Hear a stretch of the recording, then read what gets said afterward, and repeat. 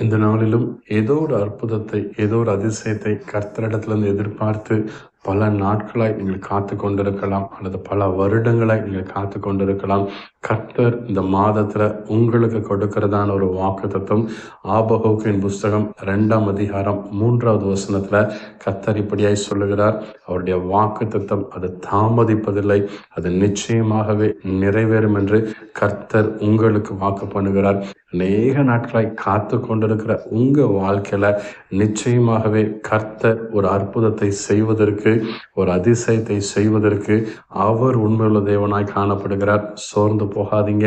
ஒருவேளை திருமணமாகி குழந்தை பாக்கியத்திற்காக பல ஆண்டுகளாய் காத்து கொண்டிருக்கலாம், அல்லது வேலையில ஒரு உயர்வுக்காக நீங்க காத்து கொண்டிருக்கலாம், அல்லது நீங்க செய்கிற தொழில ஒரு ஆசீர்வாதத்திற்காக காத்து கொண்டிருக்கலாம், உங்களுடைய ஊழியத்துல ஒரு உயர்வுக்காக, ஒரு மேன்மைக்காக நீங்க காத்து கொண்டிருக்கலாம்.